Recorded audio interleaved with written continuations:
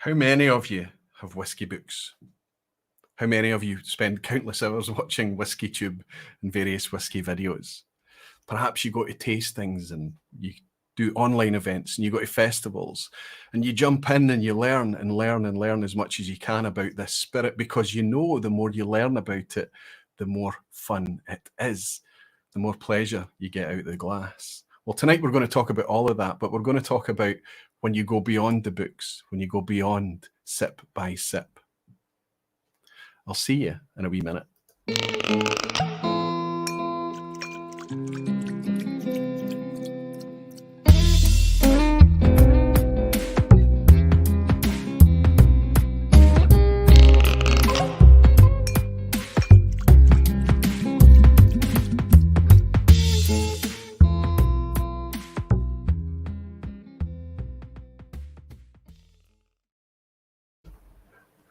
Hello, whiskey folk. Hello, welcome everybody. Welcome to the vPub. It's very, very nice to see you again for maybe a bit more of something that's a wee bit more on theme with a typical vPub. Last week was absolutely crazy. I'm back in my usual spot with the compass behind me and everything. Last week was a different thing. So if you joined us last week and you're joining us again this week, welcome. Thank you very, very much. But we're getting back to the normal kind of form factor of the vPub, and that's kind of just some relaxed whiskey time to indulge yourselves, pour something nice in the glass, hopefully, and just have a wee bit of downtime thinking about this thing that is whiskey. Wonderful to welcome so many of you. Thank you so much for waiting patiently for the vPub doors to open. Just a quick word on last week. It went very, very well. It's been very, very well received. I would like to thank everybody at the head of this thing for your amazing support last week and all the amazing support that's come since last week. Everybody going in and sending messages and voting and giving us feedback that you really like what we're doing, and you hope that we hope that we can make a success of it too. It's really fantastic to get all that positive feedback. I'm very, very grateful. I'm going to mention a wee bit more about that in a minute, because there's been some cool things happened since last week, and the voting is open for another 3 weeks yet. So there's lots of other interesting stuff could be happening with the Oswas in the future, the Online Scotch Whisky Awards. However, now I'm going to jump into the lounge and welcome some of you beautiful whiskey folk and dedicated barflies. Wonderful to have you here. Superb. Let's see who we have in tonight. If you're trying to get my attention, please just type Aquaviti or at Aquaviti and I get a wee orange notification, and I know you're trying to get me. Evan Calitz is in. Fantastic to see you, Evan. Good to welcome you, my friend. Drew from Arizona, always brilliant to see you in, Drew. Gary Cobb, Gerben Blocker, Graham Fraser, and my friend from the States, Dave Cummins. Dave, I hope your whiskey journey is everything you hoped for, my friend. You might remember that Dave was the guy that waited till he was 50 years old to try a dram. Fantastic to see you, buddy. Gerben Blocker, as I said, good to see you. And he's saying hello. Good to see you too, Gerben. Jimmy Legg, of course you're here. Fantastic to see you. And my friend in Frankfurt in Germany, McAllen, fine and rare, the doc. Superb to see you here. Petehead, Frank is here. Superb. Falsgraf. Philip McGill. Hello from a wet Edinburgh, Philip saying. Philip, I may have welcomed you before, but I think it's a relatively new name. Regardless, it's nice to have you this evening, Philip. Hey, sorry to hear that it's wet over your side of the country too. It is here as well. Aye, laddie, that's Rombout from the Netherlands. He's in tonight as well, saying, watching on Apple TV, your intro needs Dolby Atmos effects. I'll work on it, Rombout. Nice to see you, my friend. Bill Monteith, Hell's Wind is in as well. Bill, he's saying, good to be back in the snug environs of Duffton. Nice to welcome you here, Bill. Fantastic. Helen and Andy are actually in Islay this week, and she's fed back a few messages to say that they're really, really enjoying it. In fact, they might have bumped into our guest that we have tonight while they were exploring Islay earlier today. Christopher Malloy is here. Good to see you, Christopher. Fantastic. David Owen, Peter Box, Nick, Whiskey 101, J.G., Robert, I always make a mess of your name. I'll do my best, my friend. Dobrogowski, Robert Dobrogowski. Nice to have you, buddy. Nice to welcome you. And again, Jim Whiskey Novice from Northern Ireland. George L. That is definitely a new name, George. You're saying evening, Roy, and watchers. George, welcome. It's wonderful to have you in. Jolly Rover is here as well. Jolly Rover, I just noticed a message that dropped in from you before we went live tonight. I'll get back to you, if not later tonight, first thing tomorrow morning, my friend. It's great to hear from you. And Rob Halford Gaffer is saying, managed to grab that Longrow 18 Aquavitae. Just needed to try before I voted on the Oswas. Well, of course, Longrow 18 is batch by batch, and it varies batch by batch. So, of course, for this year, we're keeping it simple. We're speaking about Longrow 18 as a concept, and we haven't really nominated any specific batches. It does change year by year. The cask makeup changes, the flavour profile changes, of course, but the style of the whiskey is more or less consistent. In terms of the most heavily peated from Campbelltown, or sorry, from Springbank Distillery, the Longrow series, and 18 years old as well. I hope it's a fantastic dram. Let us know how you got on with it, my friend. Good to welcome you in. Fantastic. On the Oswas, a quick update, and I think this is absolutely fantastic. I just need to share it with everyone because it's a very, very positive thing. One of the biggest negative, let's say, or concerned notes of feedback that we had from the community was that, listen, guys, see, as soon as you all get together and nominate a consensus list of whiskies to be awarded nominations, it's going to drive the prices up. That's inevitably what's going to happen. So Ralphie and I had to come up with a kind of 3-step strategy of how we could discourage that coming in and being part of it. We really don't want that being part of it at all if we can avoid it. However, you might remember last week when we were live, I read out a statement from Royal Mel Whiskies, who'd volunteered that they liked what we were doing, they wanted to support it, and they said that they will pledge that no prices will be increased throughout 2021 for anything that's nominated from the Oswa campaign, the Oswa initiative. That was wonderful to hear. But what's more wonderful is other retailers are stepping forward and saying that they want to do the same thing.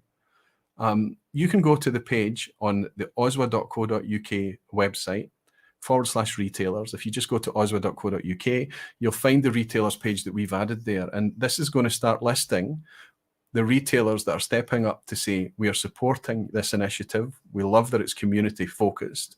We love that it's celebrating available whiskies, more or less, we're trying. And we pledge to keep the prices fixed throughout 2021, and there'll be no price hikes for anything that we have in stock. That kind of ethical approach, that kind of integrity, that kind of honesty from retailers is something that has to be celebrated every bit as much as the whiskies, honestly. So what I'd like you to do is share that page, oswa.co.uk /retailers. Share that page with your local retailer, wherever you are. It doesn't need to be UK or Europe, it can be beyond. If they're willing to drop an email statement to us, we'll make sure that their website is listed as well. Thanks to everybody that's joined that campaign so far. Have a wee look at the website, and please give your words of support to the retailers that have already joined, and add your voice to the ones that could be encouraged to step forward and do the same thing as well. A wee dram come in from Anthony Dunn. He's saying, hi Roy, great to see another vPub. It seems as if a switch has been flicked and it's gone from summer to winter overnight. Time to bring out the heavy, cosy whiskies, starting tonight with a lovely R&10. Good for you, Anthony, fantastic. And I agree with you. Just this week, I've noticed the colder weather turning pretty sharply too. Anthony, thanks for your dram. Cheers to you. Tonight, there will be a quiz at the end. There's always a quiz at the end, but I'm participating tonight. No, it's not a Menno quiz. It's somebody different tonight.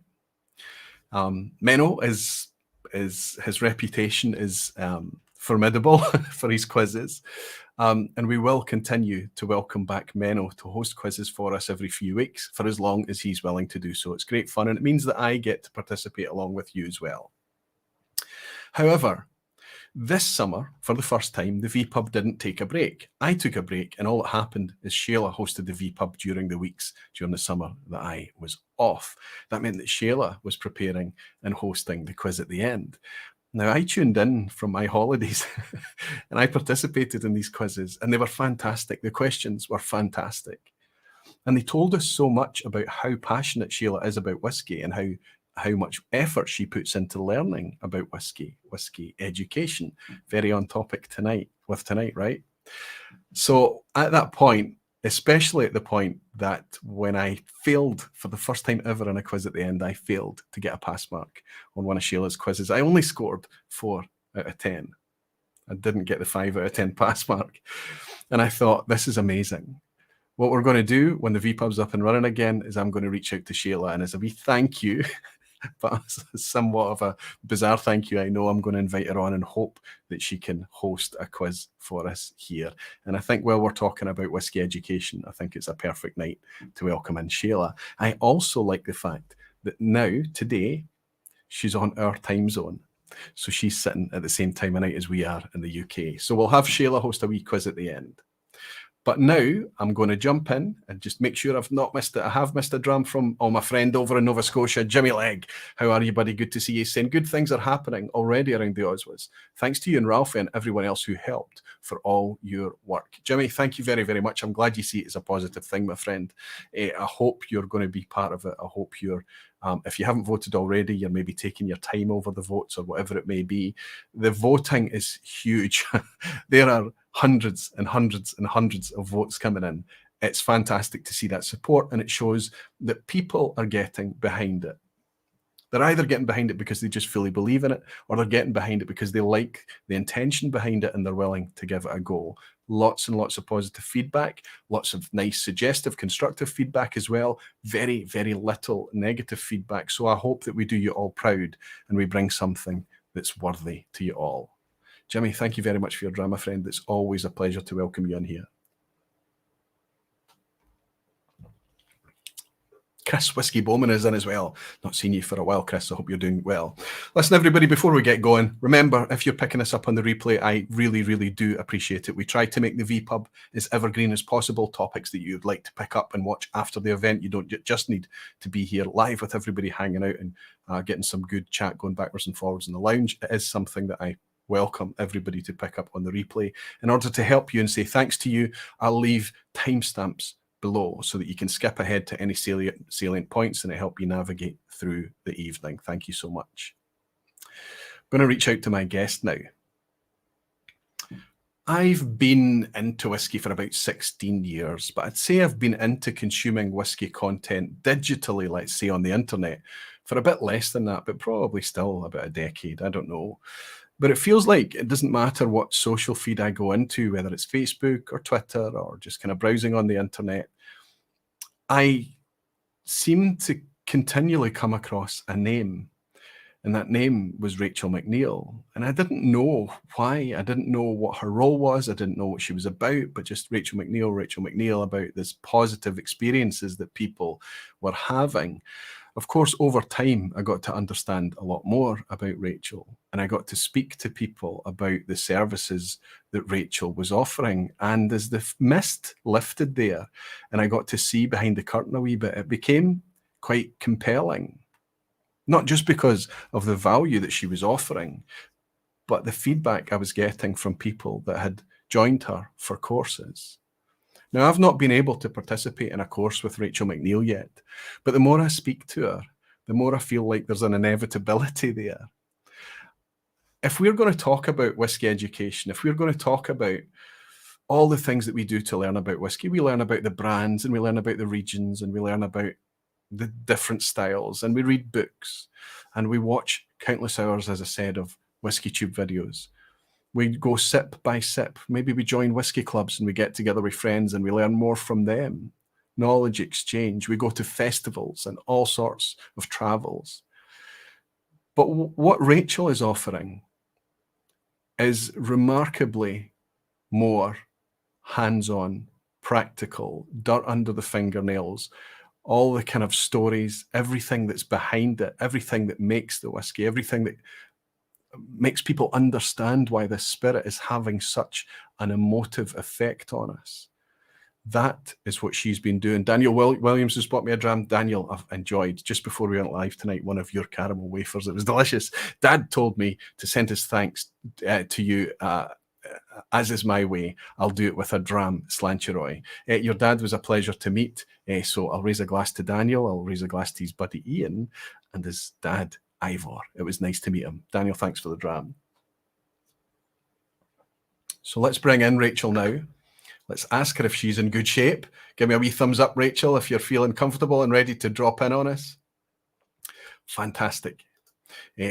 Everybody, please help me welcome in Rachel MacNeill, coming all the way from Islay. So nice to see you, Rachel. How are you doing? Pleasure. Welcome to Islay, everybody. Welcome to Islay Whisky Academy HQ.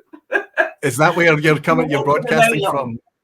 IWAHQ, fantastic. I love the backdrop as well. Superb. Is that the logo? Is that the Islay Whisky Academy logo in the background? Yeah, that's on the cask end. See it there? That's my friend in Holland that painted that for me. So that's our logo with so you've got it's you're mirrored. That's right. It's difficult. Okay. So it's a ship, and it's got 3 women in it, and one is steering the boat with a rudder made of barley. The one in the middle is holding the alembic, the baby, the still, and the one at the front is holding a telescope and steering by the stars, because that logo is so distilling began with women around the door with growing domestic things, and with cooking, and medicine like that. And the logo epitomizes all our sciences now, because from that logo you've got navigation, agriculture, you've got astronomy, astrology, you've got medicine, you've got distilling. So that wee logo with the 3 wee witches in the boat really gives us all our sciences. So is this in some way then almost like a bit of a kind of inspirational symbol for you then? Because I know that what you do, I know that how the route that you found your way into whiskey, I'm going to ask you about that in a second, is that you're coming at this thing from, yes, we all love the whiskey. We love to learn about the whiskey. We love to learn maybe about how it's made and how it differs from other whiskeys and all that fantastic stuff. But you have a very technical mind, and you've got a very practical way of thinking. And I think that Rachel MacNeill must have spent a lot of her life looking at a glass of whiskey and asking the question, why? Would that be right? Well, it would be more that going round the distilleries, Roy, because when we were young, it was you could go round the distilleries. I mean, when we would come back from dances, we would go in and visit the boys in the night shift. And I remember, I think it was Pud Angustarach and Beaumont demented with me. So everybody else is sitting there drumming away with the boys, and I'm like, take me round, Angus. What's this again here?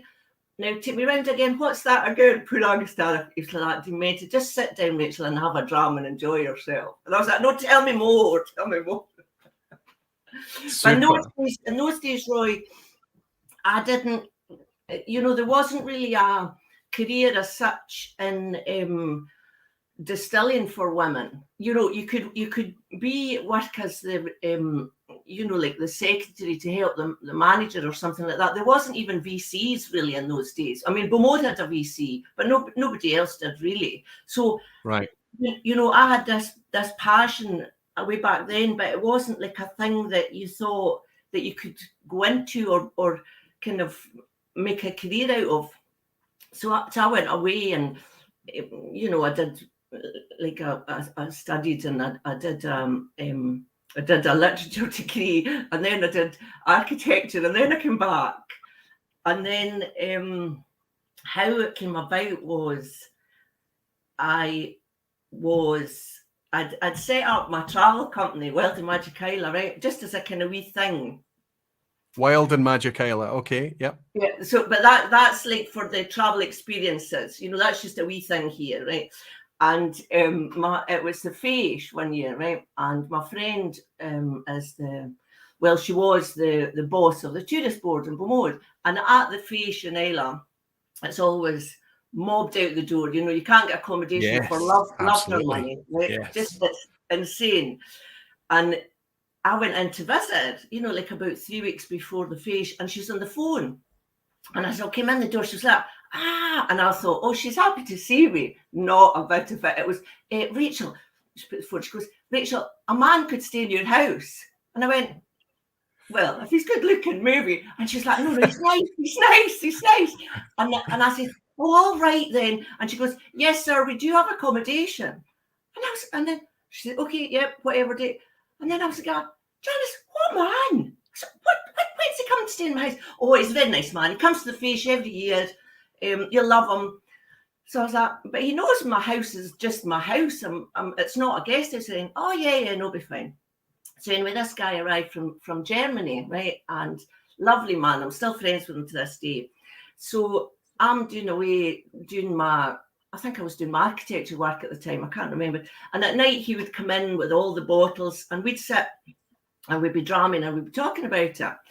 And he said to me, do all your friends drink as much whiskey as you? And I said, don't be so bloody cheeky. No, I didn't. I said no, they don't. They need to drink more whiskey. We need more women to drink whiskey. We need whiskey for girls, more whiskey for girls. And he's sitting across and he goes, yeah, whiskey for girls, very good idea. And I says, I'm going to make a company, whiskey for girls. I'm going to do that. I'm going to do that. And then the next day I woke up and I thought, that's a brilliant idea. So I just started and I made my blog. Whisky for Girls. And what I did was instead of dumbing down the chat that I had, the technical chat, I just spoke normal technical chat, but I described it. So I didn't write it in an esoteric way. I qualified all the things, but I didn't dumb it down. I didn't make it like as though people didn't understand. They didn't understand because they hadn't been taught the words. But if you explain, then folk will go, oh yeah, of course. So that was fine. Doing away at all that. So this is another facet then. We've got, what was it? A wild Islay or wild and Magic Isle. Well, I've still got that. That's a wee travel company that we do like lovely experiences that people can come here and they can do food and whiskey pairing experiences, and they can do like magical things, get married on the beach with whiskey and pipers, or we do magical things. You can just email and we'll sort that for you. So that's like a wee thing that we do here on the site. So that's kind of more of an agenda tourist experience type thing. And then you've got this whiskey for girls thing. And I know that you and I feel the same on this, Rachel. It's not the topic tonight, but we notice a difference between the amount of women that's actually involved in the whiskey industry and then the amount of women that we actually see putting their hands above the parapet and getting involved in the whiskey scene. There seems to be an imbalance there, and it's not always representative, I think. So I think that's a fantastic initiative there. And then so you've got these two pillars already working away. These are both in existence before the Islay Whisky Academy, right? Yes. So, but the Islay Whisky Academy is, if I hear the name Rachel MacNeill, it's inextricably linked with that today. Is that your priority? Is that the biggest thing? Yes, no, you're absolutely right, Roy. Because Islay Whisky Academy has subsumed these two other strands. So it's like one business with different departments. Got you.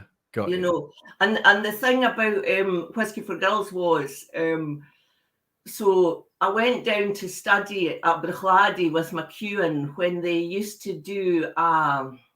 Can I just butt in and say, you must be the only person on the planet that gets away with calling Jim McEwen. You just call him McEwen, right? Okay, sorry, Rachel, continue. With Jim McEwen. And anyway, so I'm down doing my academy with them, and because he's a brilliant support and a mentor to me, Mr. McEwen, amazing, believes in what I'm doing, always contributed to the academy, used to do private Q&A sessions for my students, private tastings. He's always, just an amazing support, Jim, from the very first instant, because I think he likes the way that I see whiskey and I deal with it. It's quite like the way he does. So I think he liked that. Do you know what I mean? He liked to encourage that in me. I also get the impression that you've both got. It's quite interesting when you talked about when you were writing your blog there that you didn't dumb things down or write things esoterically or something.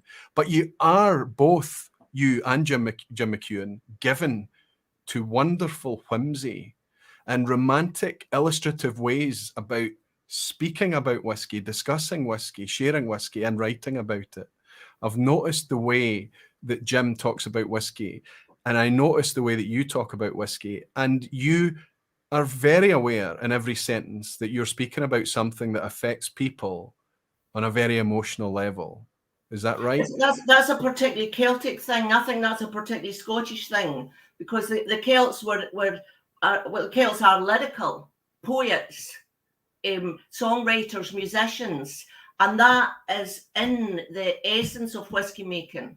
You know, so when you talk about it, we're talking about it from an authentic place, which is from the same place as fantastic pipers come from. Yep. You know, people like Kathleen McInnes, that's a brilliant singer, or what's her name, Karine Polwart, fantastic. My own cousins in Colonsey, you know, songwriters. My cousin Petey, he's a poet. The man's a poet. You know, he's a Scottish, like Bob Dylan and Leonard Cohen. I've got nothing on my cousin Petey. His writing can make the hairs on the back of your neck stand up, and that's a Celtic lyricism. And both Leonard Cohen and Bob Dylan were very influenced by the border ballads. Bob Dylan, in fact, there's a story that Bob Dylan used to cycle about Glasgow on his bicycle. Nobody knew who he was, soaking up all the talk and all in the pubs, you know, because he just loved it and all the rest of it. But that in itself. That's interesting in itself, because what you're talking about there is that creativity then, whether it's writing, whether it's music, whatever it is, and actually whiskey are products of the land then. They're products of the environment, they're products of where they are from. Well, is that what you're meaning there? Yeah, absolutely. I mean, well, it's why that we make Scotch here, because our weather is conducive to it. You know, they make grappa where it's conducive to make grappa. In Poland, and, you know, they make fruit vodkas because that's what they've got there. You know, we can grow barley here because of our climate. Barley grows here. You know, we've got the water. So your liquor comes out of your land. I mean, it's in every country. The liquor comes out of the land. You know, so the people come out of the land. The food comes out of the land. The drink comes out of the land. It's all coming from the same place. And that's what my course, Courting the Dram, the first volume tells you. It kind of, and it shows how rhythms and patterns in your dram. So, you know, your top notes, your heart, your bass notes, that's like the same as piping. Yes. You know, like a it's musical, Yes, but a pibroch, it's got the ground, and then it repeats itself at a different octave, and it brings in other things. I mean, if you nose a whiskey, and so you've got the top notes, and then you move down, and you get the same. Quite often, you know, you get the same structure, but in a slightly different way because other things come in. But it repeats itself. Do you know what I mean? As you go down, and it builds on itself, and that's absolutely what it does. And that's what songs do. You know, so you've got a verse, a chorus, a bridge. It's the same in your dram. The journey of your nosing and tasting, you can do that. You know, you've got a verse, a chorus, and then a bridge because there's something different coming, and then you go right maybe into the heart of it. and it's also, I think, connected a lot to your mood and how a dram can taste different night from night, depending on the mood that you're in, and much in the same way you might enjoy a piece of music differently, depending on the mood you're in, and depending on the environment, the company you're with. It's a fantastic analogy. So let's imagine, because I know that you and I are speaking like this, and we're lucky that we're in an audience here of people. We're preaching to the choir here, Rachel, honestly. They're already smitten. They know what whiskey can do to you. They know how it affects us and how it makes us think. To the point that we are driven to learn more and more about it. We want to learn how this spirit was created. How does it come about to be? And just like anything that grabs you, much like music or food or whatever it may be, you want to understand more about it because it helps you appreciate it more. For sure. So everyone's going to dive in. They're going to buy the latest Dave Broom book. They're going to buy some kind of Whiskipedia type book as well. They're going to search online. They're going to follow blogs and social media feeds. Maybe they'll stumble into YouTube as well and watch whiskey videos, all of these great things. Eventually, they'll end up in... Sorry? Watch this show. Aye, well, I hope they stumble across it from time to time, exactly. And I hope maybe they're able to learn something from it. but hopefully it drives them to get together and gather as people at whiskey clubs and events and all of these things, and kind of feed off each other and breed more and more experiences and knowledge as well. Well, definitely, and a very important thing in the whiskey world, I would say, especially through the lockdown that we've come in, as community, Roy. And a thing that I mean, an intrinsic part of the Islay Whisky Academy is it's called the kinship, and that's our student group. So if you purchase an online volume, or if you come on any of the diplomas, the residential diplomas that we run in Islay, as a student, or, you know, I mean, if you're a lecturer or a tutor or a host or anything like that, Sure. You're automatically invited to become a member of the kinship. And that's like a community of people from all over the world that we host it on a group on Facebook. And it's very well hosted by a fantastic humorous Glasgow whisky expert that you probably know, called Neil Murphy. Yes. Yeah, well, so I've read quite a bit of Neil's stuff. Yes. He's Neil, a great Neil guy. with two L's. Neil with two Yes, L's, right? and he writes a blog called the Whisky Review, or something. I'm sure it's Whisky Review, but he's witty, he's intellectual, and he's generous and kind, and so he's the host on the Facebook of the kinship, and it's a lovely group because we don't just put up, like, oh, I bought this bottle today and it's esoteric and it cost me so much. We have a lot more layered and patterned interaction. So, well, for instance, on Sunday, there's a live broadcast from a professor that it's archaeology in Islay, okay? And this is why you see Islay is the centre of the universe and why whisky originated in Islay, because we can prove that there was people living in Islay for 12,000 years. And this professor of archaeology, they're doing a big talk about the what do you call it? The antiquities of Scottish antiquities with this professor on Sunday, because pigs were digging in the ground at Dunloss Estate and they found artifacts that can prove that we were living in Islay 12,000 years ago, longer than anywhere else in Scotland. Fantastic, and that's quite amazing. I'm glad the pigs didn't eat the artifacts. They just dug them up for us, right? That's right. Well, that looked like an interesting thing you've just eaten there. Yes. It is fantastic, and it kind of reminds me of something actually. Before I start to quiz you on the academy and what you're offering people, I'm gonna ask.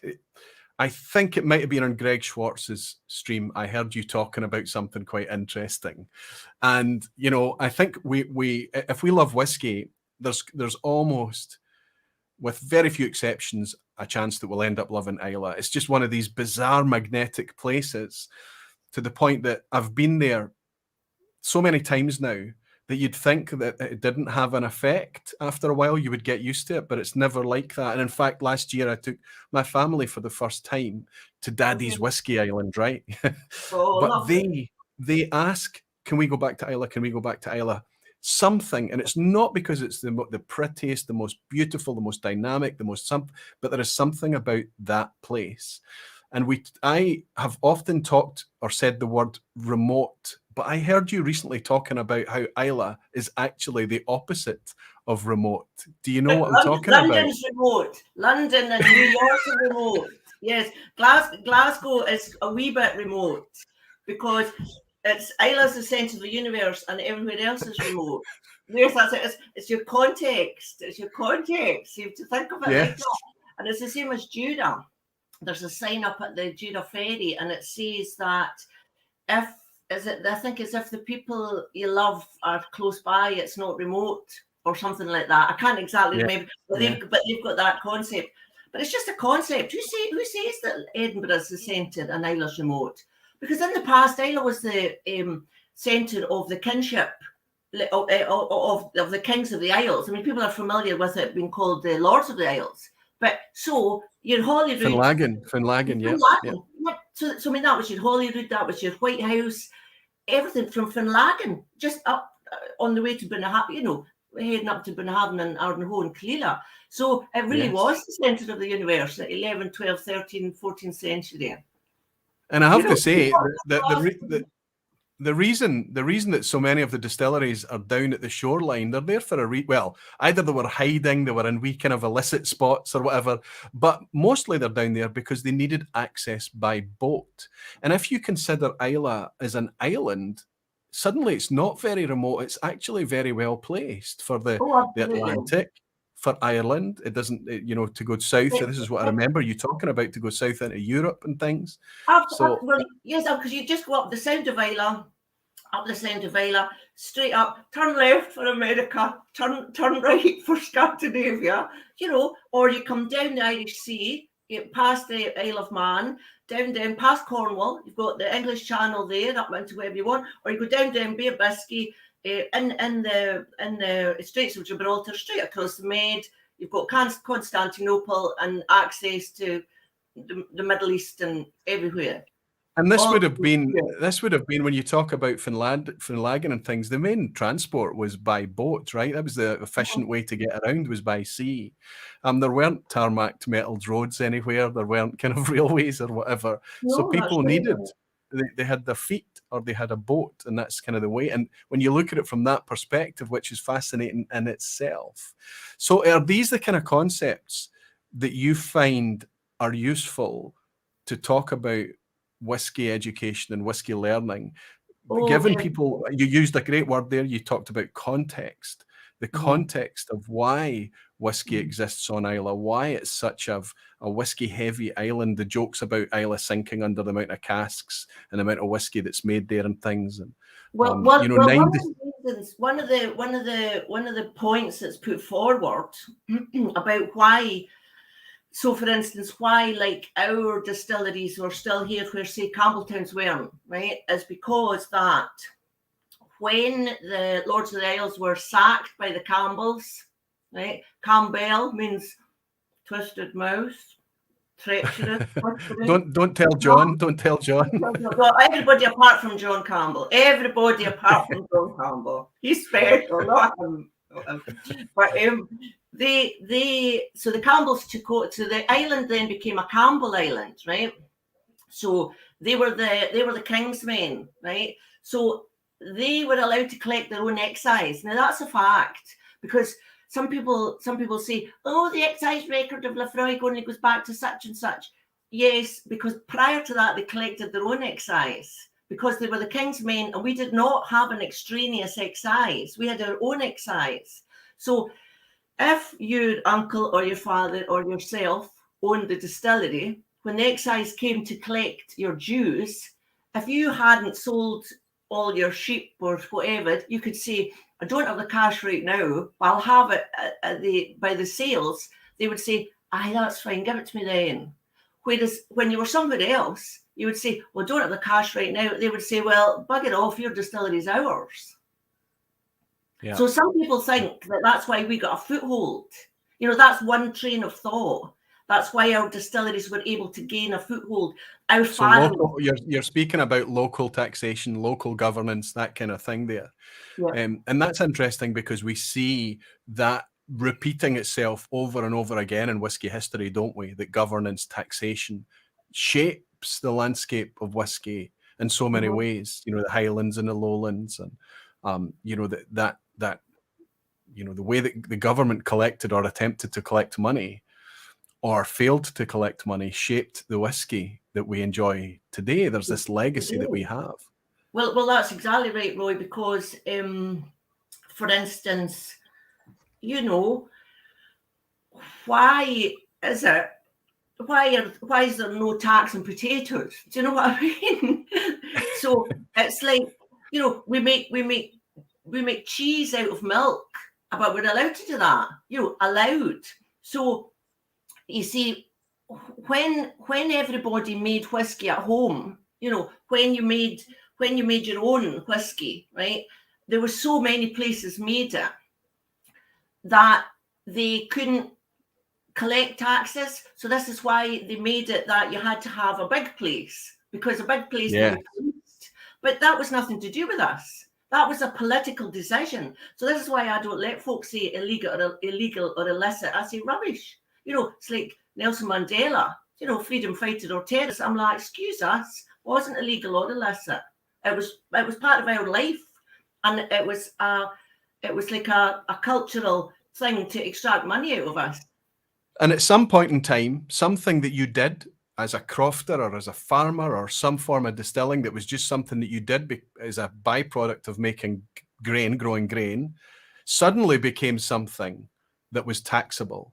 And then it suddenly became something that in order to make it manageable to be taxable, became something that had to be, like you say, upscaled and centralized and easier to administer, right?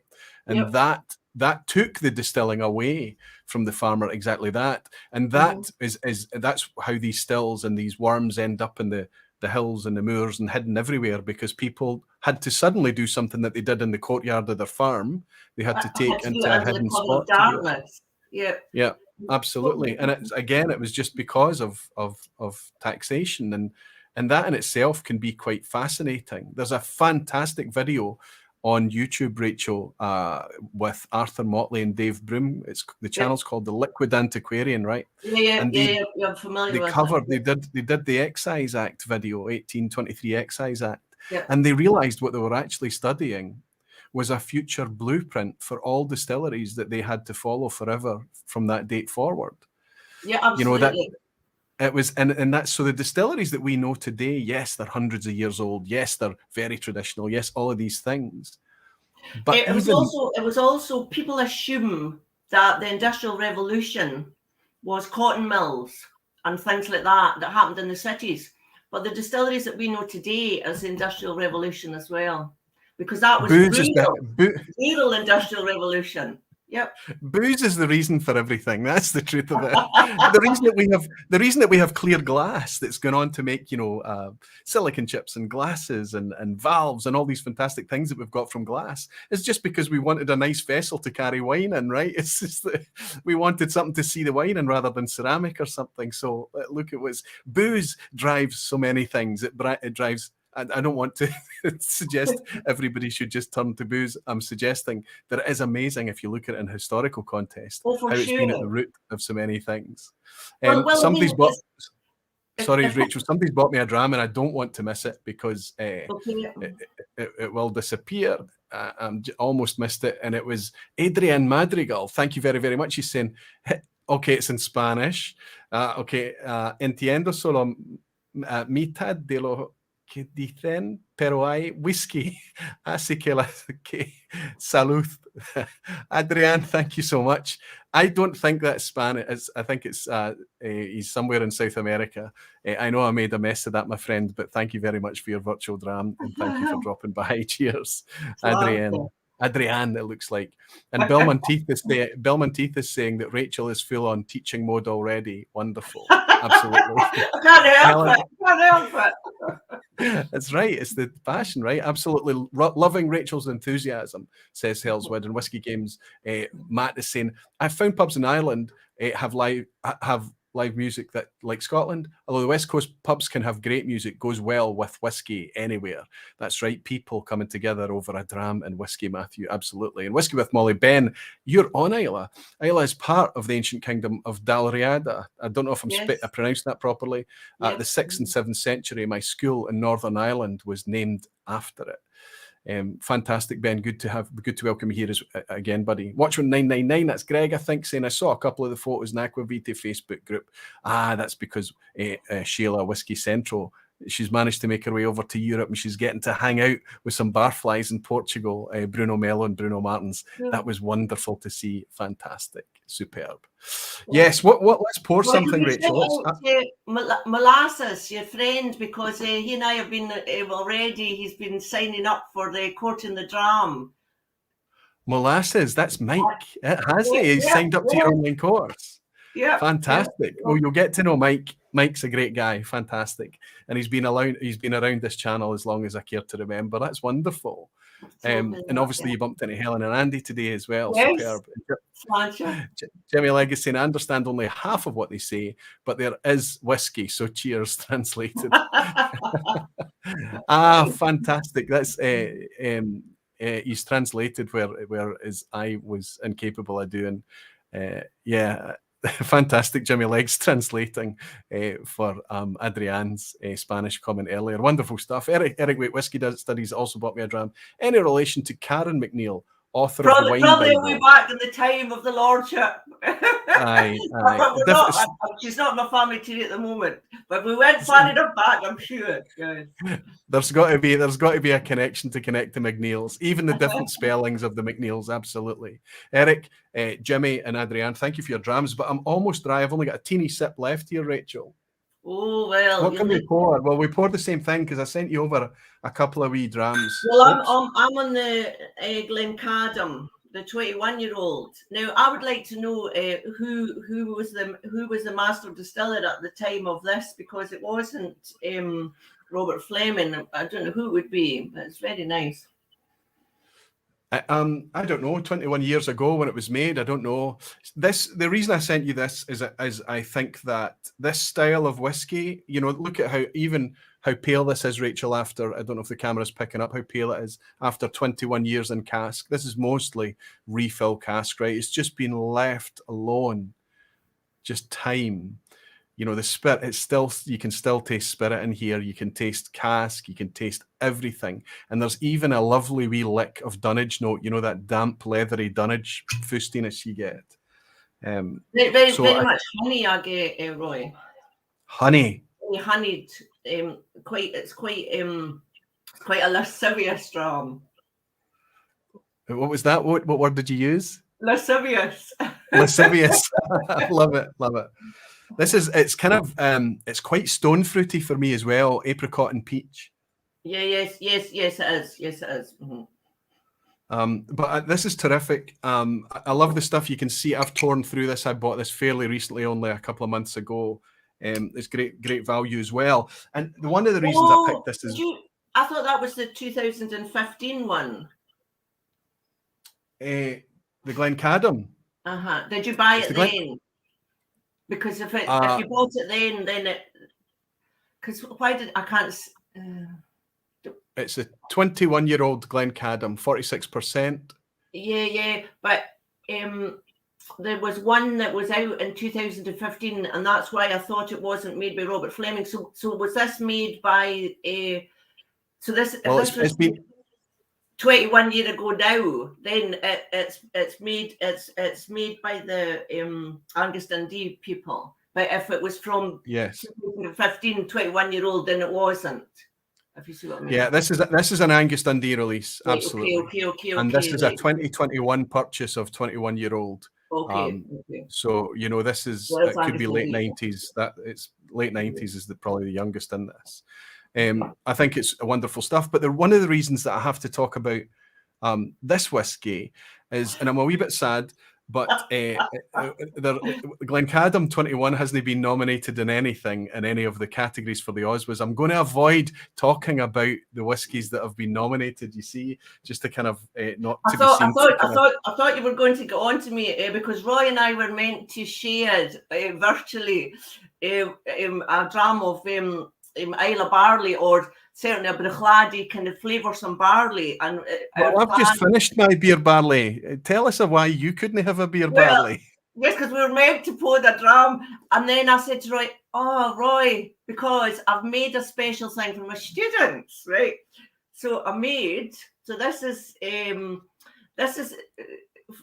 is bramble whiskey. Okay, so the whiskey is the beer barley, and the recipe is you take a bottle of whiskey and you drink half of it, or you put half of it into another bottle, right? But then, can you see that? So that's my goodness, freshly picked brambles from my old farm, Dale Farm in Bridgend, right? And you just pour in the brambles in, right? And then you top it up with a wee bit of sugar. And then you just leave it in a dark cupboard where nobody can pinch it and drink it. Turn it every day, right? And normally I would leave it till like Christmas or New Year. But this is for my students because I've got a diploma in October this year, and it's the first one for 2 years. So I'm so excited. So the students will all get this bramble whiskey. But I made one because I make it for my friends, and I make strawberry vodka as well. I love doing things like this, right? And what I do at Christmas is I put it in with a Christmas present, and I'll get like wee bottles. They're like wee Orangina bottles, and they come down like that, and then they're fat, and then they come in and they're quite cute. And I get these old-fashioned luggage labels, you know, and then it's like and I write magic potion, right? So one year I made strawberry vodka for my friend and her husband. So magic potion in with his present. In with her present, it said drink me, right? And then in with his present, magic potion, it said drink me too. So that's fine. Put it down for the Christmas. So then they come up at New Year, and I said to the husband, I said, do you want a wee dram of that strawberry vodka that I gave you for your Christmas? You never gave me strawberry vodka for my Christmas. And I said, I did. And then we both looked at the wife, and she went all red in the face, and she went, well, it said drink me on mine, and then on the other one it said drink me too, so I did. It's gone, and he didn't get a drip of it. No, he didn't. He thought that I never gave him anything. I think that's worthy that you gave up the beer barley for that. I don't miss sharing a dram of that with you at all. Right, okay. No, because I think it's a great idea. All I need to know is if I take half the whiskey out and then I fill the liquid with the fruit, how much sugar do I need to add? Well, this is what I say when I did a wee video of it. You don't. It's entirely up to your taste, Roy. So I quite like the dry, dusty tannins of these berries. So I don't want it to be too sweet. But if you put sugar in it, it becomes like a liqueur, which is nice, you know. So I just put in like maybe 4 spoonfuls or something like that. Not too much. No, not for me. But, you know, you just taste it yourself. And if you go, this is a wee bit dry, you know, because of the tannins. Just a wee bit. You go, I'll stick in more and make it more like a liqueur. Because you see how it's still very liquidy, right? The more sugar you put in, the more liqueur-y it'll become. So it depends how sweet you want it to be. Oh, we've got a visitor. A cheeky funny visitor. Get off. No, we don't mind. He always likes to be on the TV. Both of my cats have video bombed me in the past as well. Daniel Caballero has bought me a dram as well. Daniel, all the way from Colombia.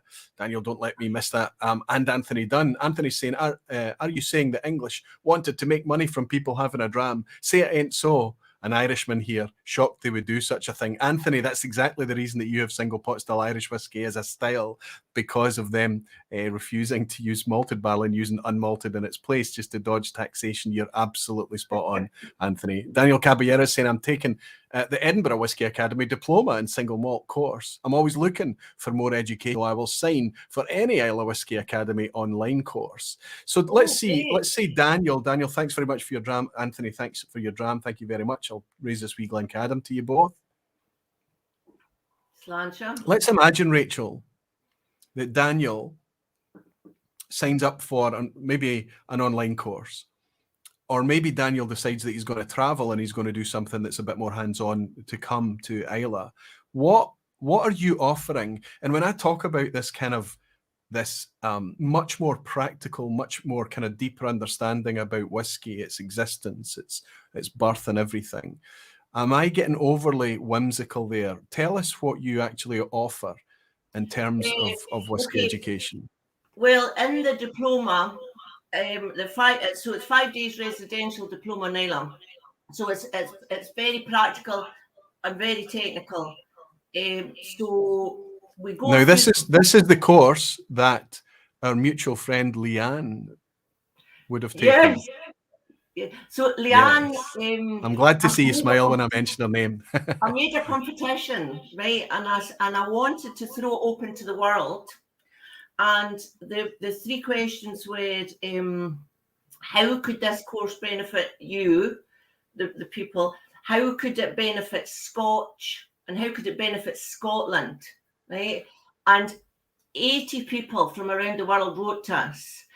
And they had to answer these 3 questions. You know, so the answers were amazing. Like we would it took us days and nights to go through them, and some of them, you know, you were touched, you were actually crying with them. But anyway, we narrowed it down to 12, and you know who picked the number one?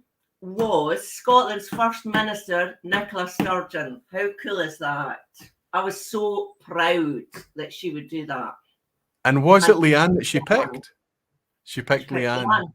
So everybody knows Leanne Rayner. Leanne Rayner's she's been amongst the community for a long time now, super passionate, and just love. I met her a couple of years ago in Texas. She's been to my house since then and things. But when I met her in Texas, she appeared in the room and she was diagonally across the room, and I was mid-conversation, and I rudely left the discussion I was in to go across and give her a big cuddle.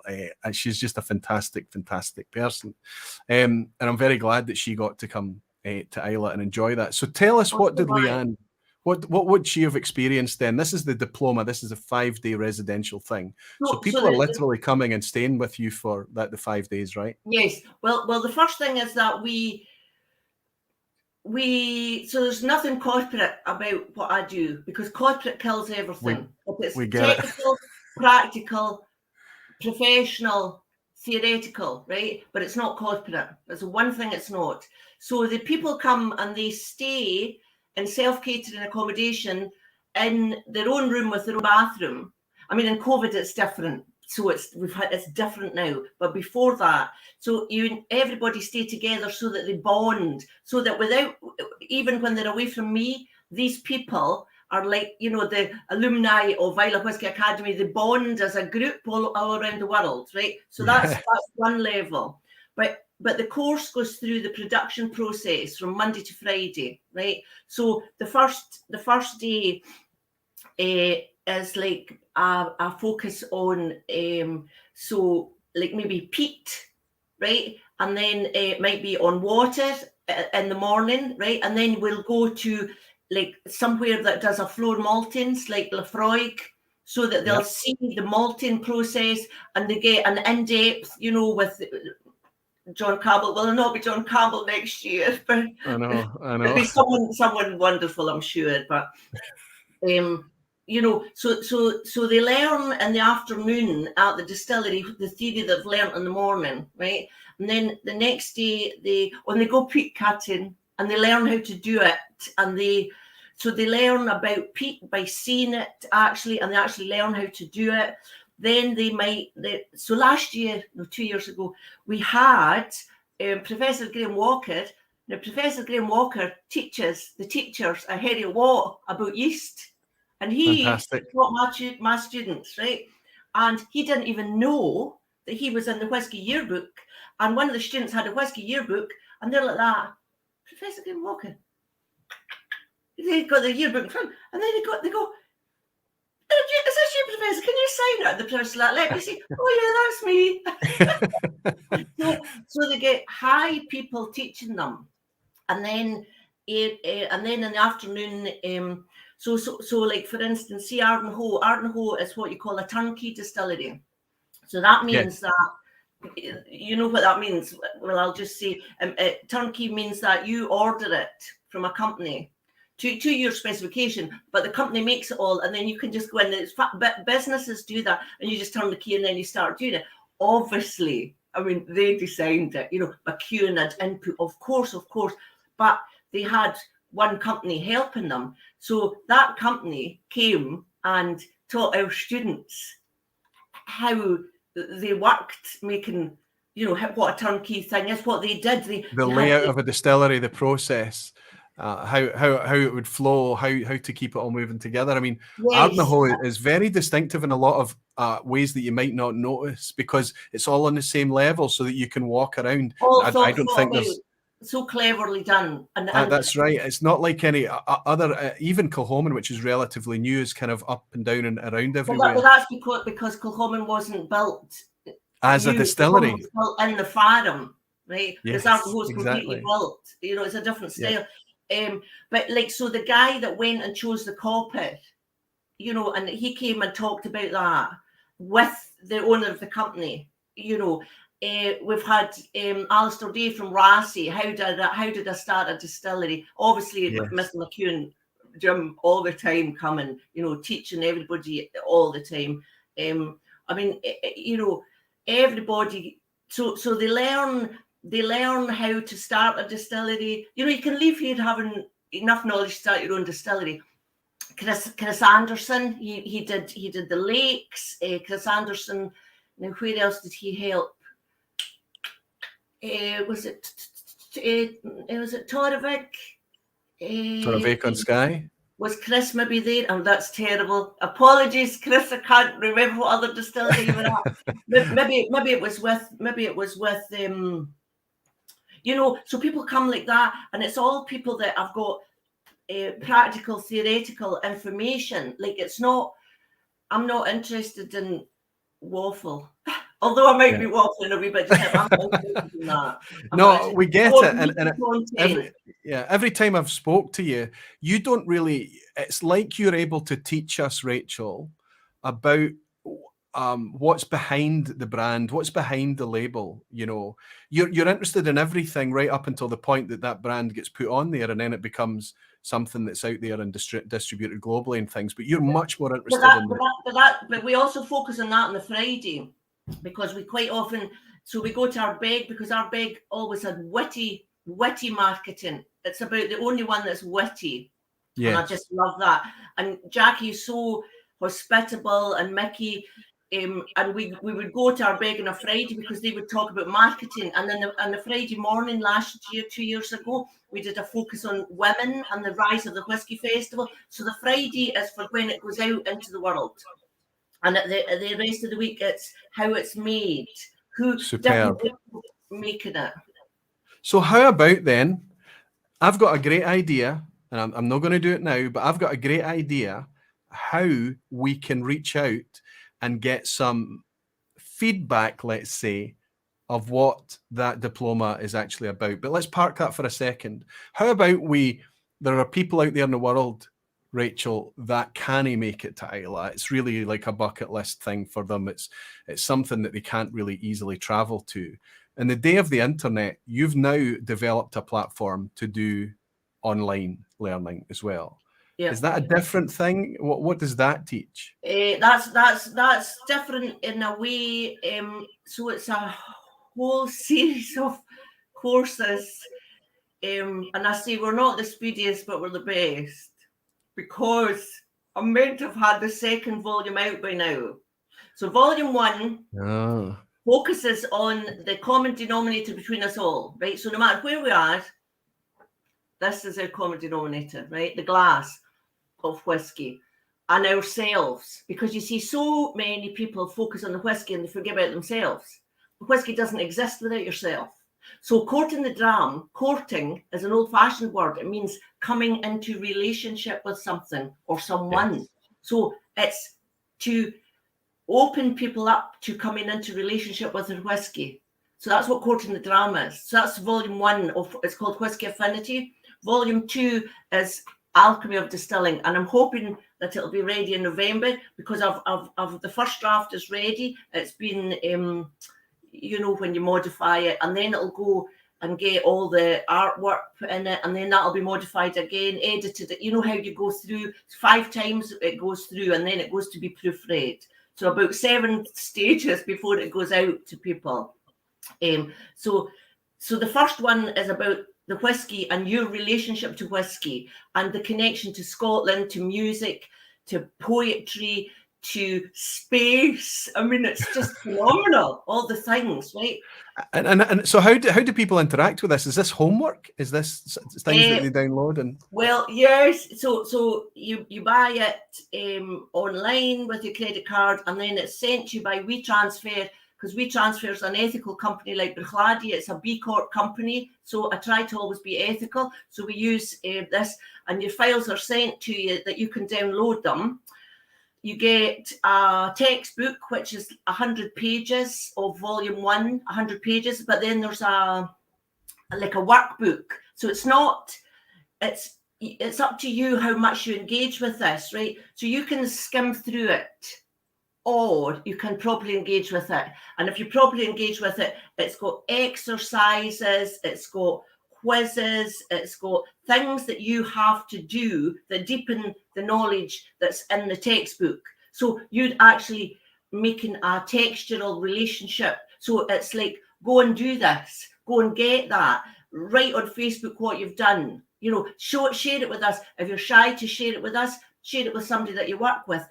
Push your boundaries, but explore and do. So the workbook takes you through all that. The workbook is, I can't remember, maybe 25 pages, right?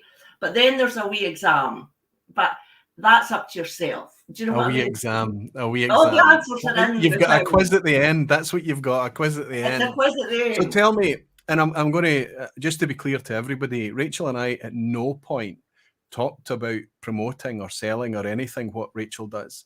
But Mike has already, Molasses has already signed up for your course. What would I expect to pay to sign up for that Courting the Dram course? Well, it's very, very reasonable, and it's actually underpriced, but I did it so that it was accessible to everybody, and it's only 44 Scottish pounds, only 44 Scottish pounds, because I wanted to make it very accessible. I mean, it's probably worth like £165 or something like that. But I made it that price so that like students and everybody could afford it, because I did that deliberately. For the price of a bottle of Port Charlotte, yes, we could participate in a thing. That's nice. That's interesting as well. I think that is, maybe you are underselling it, but I'm glad if that's the case. If any barflies pick it up, that they get it at the undersold price before Rachel works it out and puts it back up. So, I get the impression, you know, when I introduced you earlier, Rachel, I talked about how often your name had kind of come into conversation, how I'd picked it up on social feeds and everything over the years. And in more recent years, a lot of it was positivity about feedback, about experiences. You talk about kinship and words like this, and I feel that, I really do. But I think the best testimony, if you'll permit me, would be for me to reintroduce you to one of your former pupils. This is a wee bit of a reunion, and I'm going to surprise you here. I hope that's okay. Say hello to your pal, Leanne Rayner. Oh, Dolly! Oh, it's like, this is your life. Oh, it's so nice. Oh, look what I'm wearing. Look what I'm wearing. She gave me this. Do you know who's got this? Me and Leanne and Nicola. We're the only ones, isn't it? Me and Leanne and the First Minister of Scotland. Leanne gave me that as a present for coming on the diploma. Oh, that's lovely. The reason I reached out to my pal over there in Louisiana, and it's lovely to see you, Leanne. It's always a pleasure to get you behind the bar here. It's always great to have you in. The reason I reached out to her is because, well, I like her, but it's because she waxed lyrical about her time on Islay. And she talked about it in the way that many of us do talk about Islay, the way that place affects us, the way that it makes us always feel like it won't be our last visit. But she talked about much more than that. She talked about the depth of the experiences and the access that she was able to have through that course. So it's kind of, rather than me have Rachel MacNeill talk about, yes, this is really a way to learn about whiskey and understand whiskey in a way that you've never thought about before.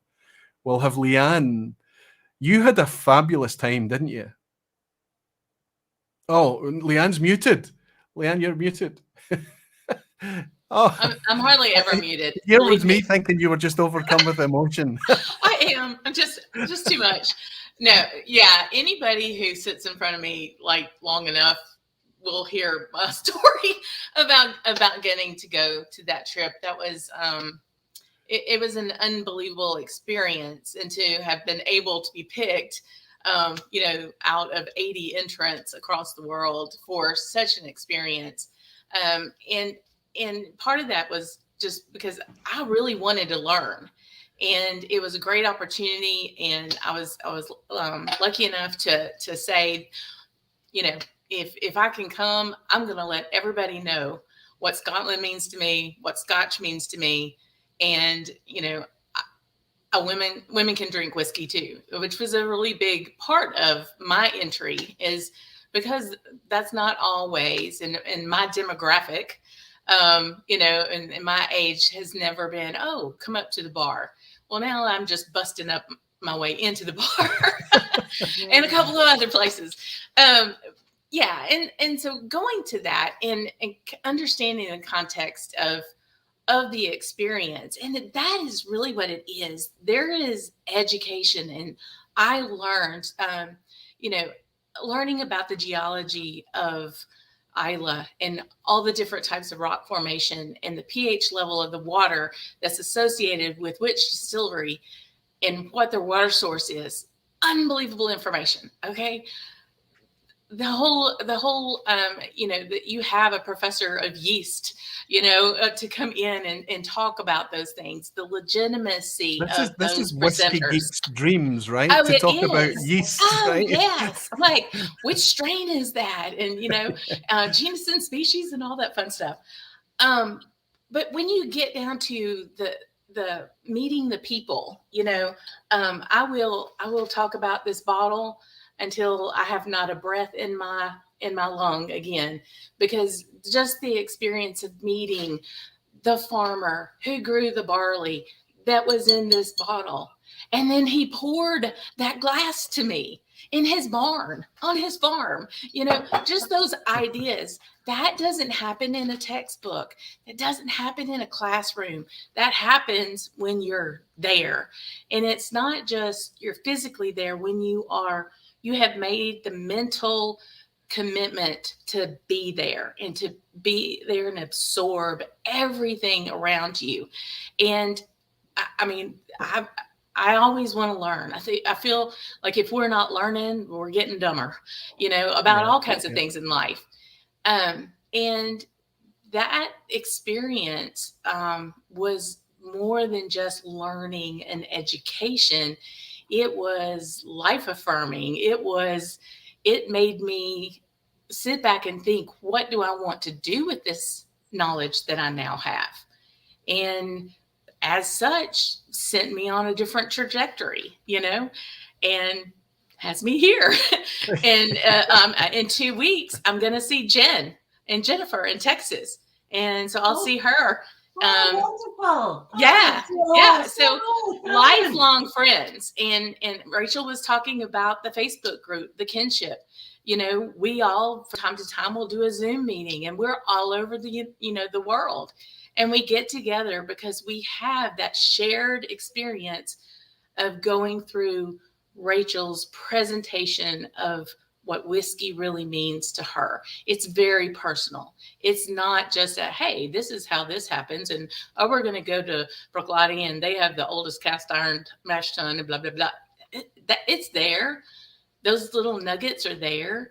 But it's, here's Brooklotti that came from ruin time and time and time again. And it is the phoenix of Islay that it just keeps coming up and living, you know? And that is what is so special about the course, the residential course, for sure. I'm going to suggest something, Leanne, as well. And you know, Rachel's not here for us to kind of blow smoke at her or whatever. This is carry on. I'm loving it. I'm going to tell you the amount of guests that I have on, and the thing that they end up talking about exists only because there was someone with the drive and that P word, passion, to make it stick and happen, and to stick their chin out and to do things that other people would have thought a bit daft or a bit crazy, but to plow through it and to see that it can produce something at the other side. All of us. Let me tell you, Rachel, that I'm somebody who now proudly tells my peers that I'm a YouTuber. That's a crazy thing to say. It's just bizarre to have to admit that when I'm a 51-year-old man. My children are quite happy to tell their pals that their dad's a YouTuber. But I have only recently come to terms with that. You sent Leanne back to Louisiana, and she has started a YouTube channel. She's active on YouTube. So brilliant. Bringing content that previously did not exist on YouTube, and perspectives that doesn't exist because of the P word, because of passion. And Would you- can I just say another person? He's actually made a comment. C. Brown, that's Chris Brown. Okay, he's called Islay Enthusiast, but Chris Brown told me that his life has changed since coming on the Academy, because he's actually one of our ambassadors in America, and he does whiskey tastings and whiskey food pairings and things, and he's a big part of the Academy, you know, like a big part of the kinship, because he came on holiday, and then, or he came to the course and then he came back on holiday, because it's like you said about your children, they want to keep coming back. I think like it's a hook on you. So Leanne, we're expecting you back quite soon. I'm trying to get there, honey. I am trying so hard. Those tickets from last year burning a hole in my pocket. I want to get back to Scotland so bad. I know we're all feeling a wee bit caged, aren't we? We're all desperate to get moving again. Even to hear you talking about Texas is tugging at my heartstrings. I'm still not out. I'm still fighting. I might still make it yet, Leanne. You never know. I think that driver, that passion, that's the thing. Are you able now, Rachel, to look at it? Are you able to, through the groups of people that are out there on Facebook, the friends that you've made all over the world, because presumably you've been able to, through your drive, through your projects that you've completed, you've been able to meet people across the world that otherwise you would have had no chance to connect with. Are you able to reflect on that and say, I'm affecting people's life in a positive way because of the way that whiskey has affected me? That's a lovely question. Well, the first time that I ever felt that, Roy, was one time, and we were taking students back to the ferry because they were going away, and there was this guy called Annabelle from Argentina, and I'd been that busy that I'd not really had much chance to speak to him a lot. But anyway, I was like, so where are you going now, Annabelle? Assuming that he'd come to Scotland, like, you know, to do other stuff and then to come to my academy. And he goes, oh, I go back to Argentina. And I was like, when? Well, tomorrow. And I said, but you only came on Sunday. Yes, I know, I came for your course. And I said, what? You came from Argentina for my course? I go, yeah, I want to come. Yes, I came. Mm-hmm. And now he went back and he's built his own stills. He built himself. And he's distilling. And I was like, oh my God. That was the first time that I realised what it was. You know.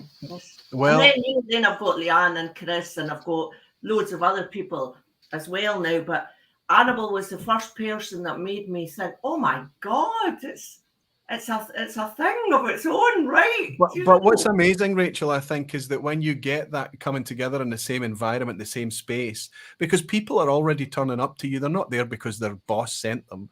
They're coming there of their own. They're coming there because passion has brought them there as well. You're there to help them in their journey because passion has placed you there as well. And it's this kind of way that whiskey is a way of kind of getting into your veins, into your nerves, into your everything, and bringing people together in a way that is kind of never can be overstated, I think. The reason that a camera shy Glaswegian is on YouTube every week now talking about stuff is whiskey. Whiskey did that. The reason that Leanne wrote that piece to win that competition to end up next to you, whiskey drove her to write that piece. The inspiration behind her words was whiskey. And she ends up. It's not called the water of life for nothing, Roy. But it's true, though, isn't it? I mean, I do get carried away. I do get accused of whimsy from time to time, and I take it. It's absolutely true. But sit and have a dram with me, with Rachel probably, and Leanne for long enough, and tell me if it doesn't infect you too, the whimsy, the passion, all of it. Rachel, tell us, if Roy wanted to sign up for an online course, or if I wanted to do, the diploma and actually come and be on Islay to do that, how would I start the process? How would I go about it? How do we get in touch with you? All right, okay. Well, it's easy peasy and old fashioned. So if you want to come on the residential diploma, next year we're doing 5 to compensate for not 5. Oh, you've got a backlog. You've got pent up demand. So 2 are fully booked. right? But we've got 3, so we're doing September, October, November next year. So just email Rachel@islewhiskyacademy.scot. And if you want to buy the online course, you just go on to Islay Whisky Academy, www.islewhiskyacademy.scot, and it's on the front page, and you just press a button and it takes you to PayPal. I think we're doing up our website. So we are in the process of becoming a lot more technical, more glamorous. At the moment, it's quite old-fashioned, but we get there. It's functional. It's functional. Yes. So it's an online checkout for the online course. I'm interested already. I'm curious. I would like to lift the bonnet and have a wee look under the hood there and see what that's all about. We'd be delighted to have you on board, Roy. Delighted. I think that could be great fun. Leanne, you see, then he's allowed in the kinship. You see, yeah. You'll be good on the Zoom talks. How much bullying would I get from Leanne to go in September, October, November next year? I mean, I know that you're a bit further away. You must get frustrated that I'm right here. Yeah. Would you? Have you been a bit of an evangelist for the experience since you went back home? Oh yeah, and it's interesting because I've had 2 or 3 people contact me and ask me, well, tell me about this, because I'm interested in it, and 2 different people that will be in your classes, Terry and Bill, were the ones. They contacted me, and I spent an hour or so on the phone and said, it's the real deal. It's the real deal. And I say that because, I mean, there are different types of education type thing. And I want to go back to that experience. But, being from Louisiana and Southern and, this accent comes natural. I mean, I'm soaking up your accent and loving it. But there's a thing in Louisiana that we call it. And I said this that Friday night at our closing ceremonies, there's a term we use in Louisiana called lagniappe. It means a little something extra. It's the baker's dozen, that extra, donut or whatever. It's the little gratuity of thank you for your business kind of thing. It's a fantastic experience. It's worth every dime, pound, pence, whatever, whatever denomination. It is worth it and then some. But the lagniappe is this woman. She's the lagniappe. Thank you.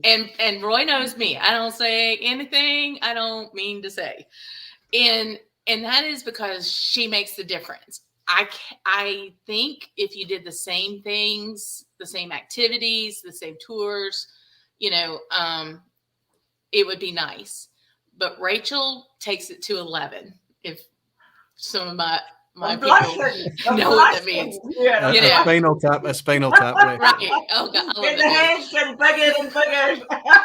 She did not pay me to say this, but truly, it does, because she does take it there, and that is back to your point, Roy, the passion.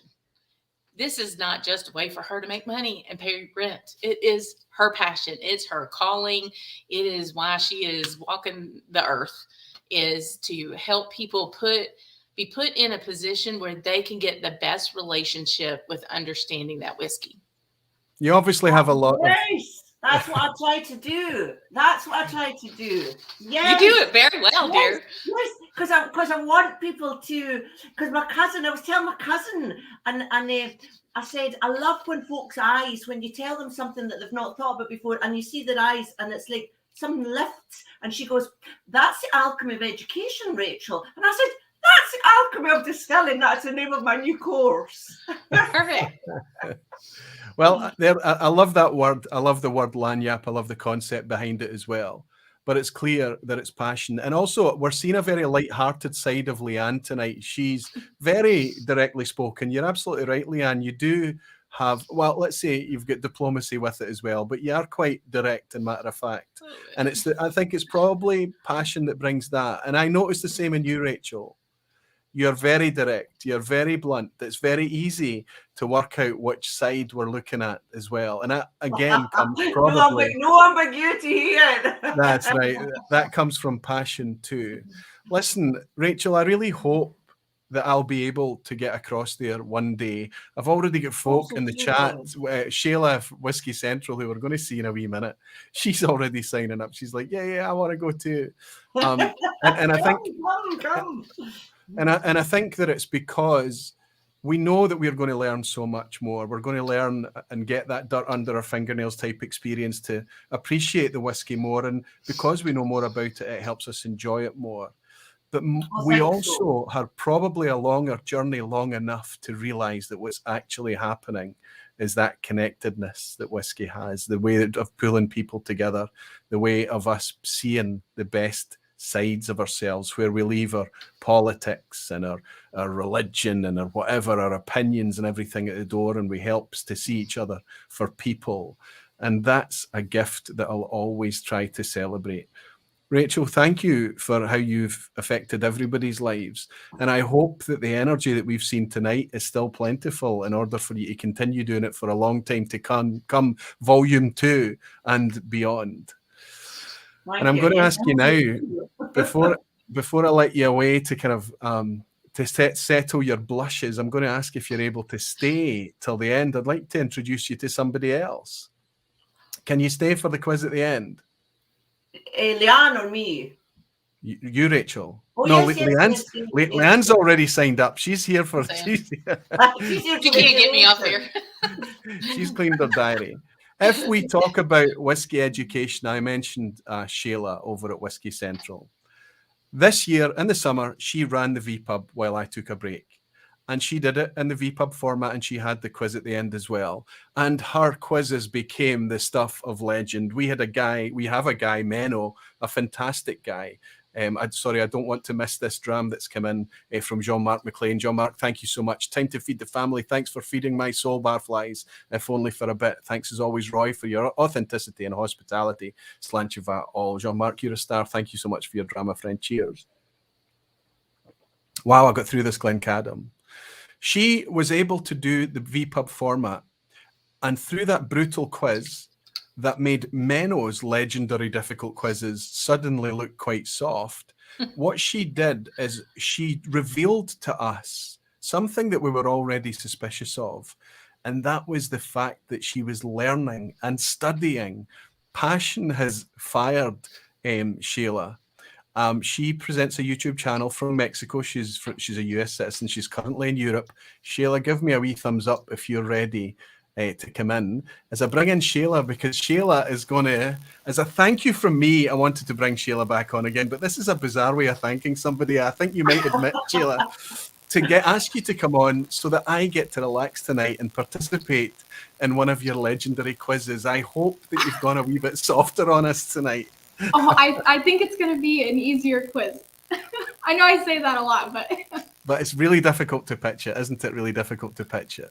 Yeah. Rachel, I'm sure you've not been through one of the quizzes at the end before. I'm petrified because I've been reading the comments all night. I'm nothing far from Shayla's quiz. Shayla's quizzes are brutal. Shayla's quizzes are worse than Nemo's, and I'm like, OMG. Well, some of the questions are about you, so I think you'll do all right.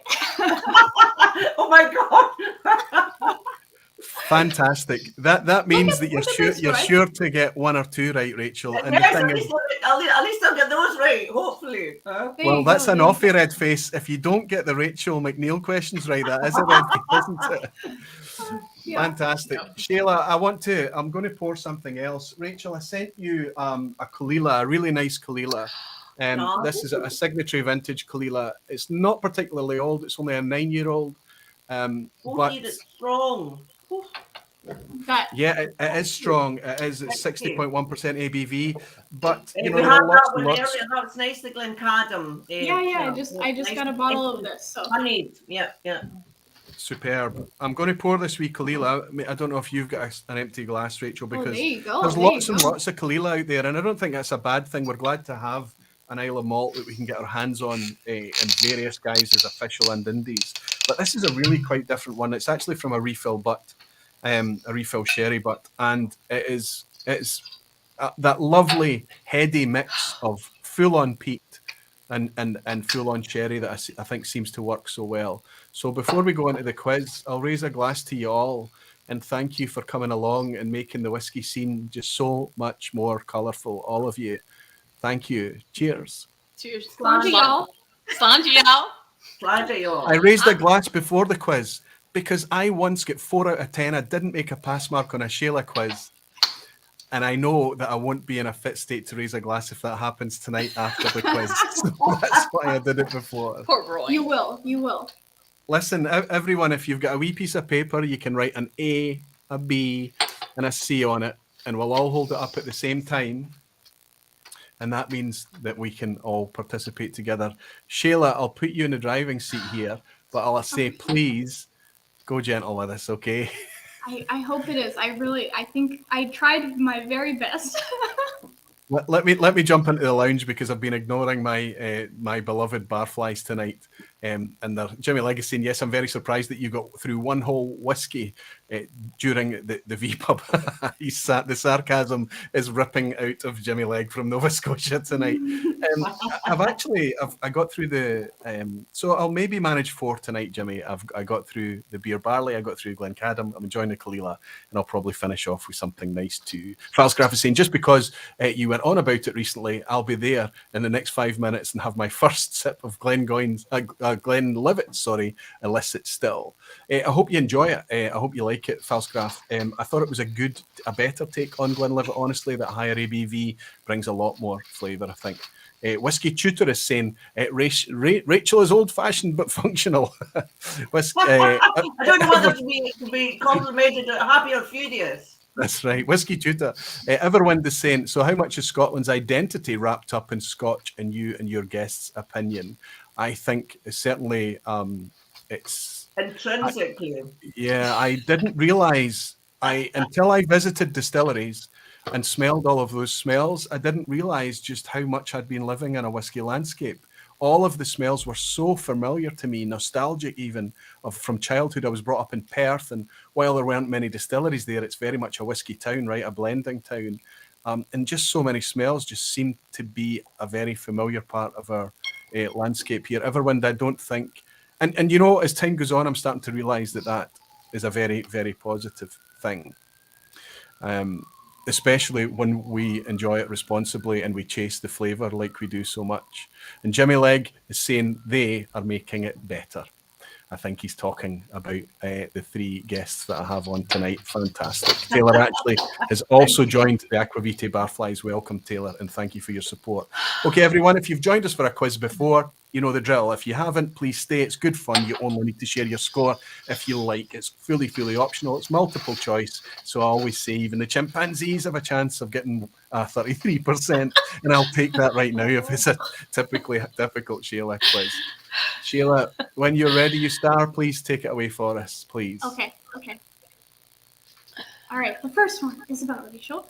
All right, in the Water of Life film, Rachel MacNeill said that something has come back to Islay that was there for her father, but wasn't something that she could see on Islay as a child. What does she mention?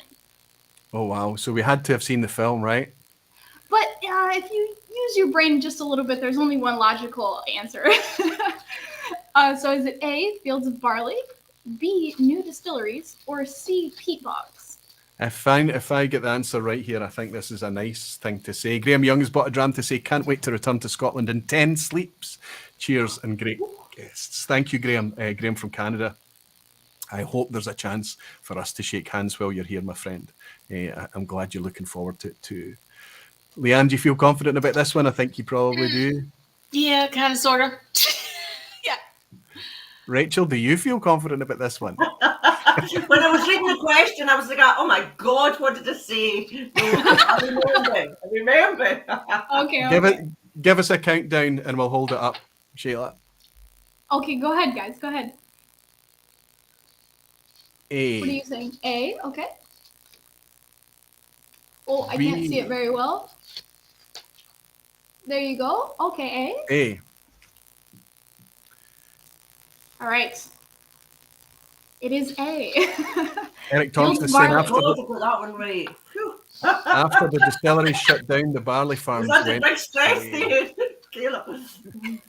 That's quite a nice thing to have witnessed though, and realised though, Rachel, right? That the barley Oh, for barley sure. field. Yep. Yeah. The landscape of Islay has changed. Yep. And it's not an easy crop to grow on Islay, right? Because the winds can be brutal there, and the birds that you've got coming in to steal it all. Yes, and now we've actually got flocks of swans as they migrate are actually landing in the fields on the way to Kilchoman. That's a beautiful, unusual thing to see, and we've never seen that before. And that's because Wow. of the float of barley. Yeah. I mean, Fantastic. that bird would make a good gumbo. I mean, it's a It's big John bird. Lamont. It's the Whisky Education. Hello, John Lamont. I didn't realise who it was. Aye, John Lamon's just come out of his broke cover here, Whiskey Tutor. Now I I've been didn't know what he was, who that was, but hello, I am a John, student. I am a student. I am a student of John Lamond. So there you go. And yes, there you are. Fantastic, John. Fantastic. It was very nice to welcome you on YouTube. I know you normally catch it on Facebook, my friend. It's wonderful to welcome you in the lounge. Well done. We're all full house scoring here. Shayla, take it away. Okay. All right. Question 2. So I'm giving the easy ones, I think. Okay. Successive generations from the Grants of Glenfarclas were all named either John or what? Was it A, Graham, B, George, or C, Gerald? You're easing us in here. I I'm sense that you're easing being in. kind. I'm trying. And Ralphie's in as well. And Ralphie is Oh my saying goodness. Hi, he was Ralphie. also a student of John Lamond as well. Ralphie, it's nice to have you. It's nice to have you in, buddy. I hope you're in a warmer place than the Bothy tonight. My students are also students of John Lamont because John Lamont came to Islay for our Theatre of Drams one year. Can't remember what year it was, John. Was it 2017? I think John was here as a guest tutor for Islay Whisky Academy. I get the impression when I'm around John that he's forgotten more about whiskey than I'll perhaps ever learn. Right, so Then he's forgotten more about it than we'll all ever know. no doubt, absolutely no doubt. Shayla, I think I'm ready with this one, and I think the lounge is go kicked for out it, the guys. park. Here we go. What do you think, B? Rachel? Yes, I think it's the same B. Mm-hmm. Okay. It's hard to make a No B one is with your saying fingers, it's isn't called it? Gerald. You guys are all right. Quite right, Whisky with Molly. You're quite right. I was trying to go for, a little bit easier, so I think And we I think we're doing appreciate all right. that, hun. We Yes, really yes, do. I'm very grateful for that. Yeah. Okay. All right. So, question 3. Oh. John Duff commissioned Longmore Distillery in 1893, and soon after he commissioned this distillery, which at the time was called Longmore No. 2. Was it A, Benry, B, Glen Elgin, or C, Glenlossie? And I did put a little bit of a banana skin because they are all very close, but you'll know if you know. But Yes, this is a wee. I'm going but on instinct here. I feel like I know this, but I'm suddenly second guessing myself. I feel strongly that I know this. Obviously, okay. there's a good chance if Rachel is related to Karen MacNeill, there's a good chance that I'm related to John Duff. So I know, right? I'm really hoping I get this one right. So you should know that. It's in your I DNA, boy. I should know it. All right, they're all ahead of me. I wouldn't have said A, but because it's the large consensus, maybe that's A. Yeah. Okay. All right, you're going A. And what are you going, Roy? A, Benriach. Okay. All right. You are correct. Yeah. It is super close. If you look at it on a map, it's like right next to it. So that was why they called it that. But the other two were very close. So I probably shouldn't have put them that close. But you guys got it right. So no worries. Good question. I think that's the John Duff that went off to South Africa and failed. He didn't manage to seed any distilleries in South Africa. But I'm glad he succeeded at home because Longmorn is one of my favourites. Sorry to interrupt, Shayla. Go ahead. Oh, no, you're totally good. Okay. Okay, question 4. Rachel Oh MacNeill my was born God. on the Isle of Colonsay. Colin C. Okay, so as the crow flies, what is the closest distillery to this island? All right. Is it A, I'm cheating. Tobermory? Don't look, Leanne. Oh, wow. A, Tobermory, B, Lag, or C, Talisker? That's a brilliant question. So Thank you. I thought it was an Islay one. No, none of these are Mm-mm. Islay distilleries. No, I'm no, going to no, have yes, to I guess know. this. I know, but I thought that it would be. I thought it is an Islay one. That's interesting. I I'm thought gonna that have would to- be too easy or too, like, I don't know. So I thought I'd do it some different ones. Yeah. Okay, I'm ready. Okay. I'm gonna. All right. I'm guessing, but I'm What's your guess? hopefully it's an educated guess. Let's see. Oh no, as the crow You flies. know where Okay. Colin C is, so Yep. go ahead, Roy. A. Okay, you're saying it's A? And Yep. what do we have, Leanne? A? Okay, what do you think, Rachel? Yeah, I think Tobermory as well. I'm hoping it's not Lag, because Lag's are way over there.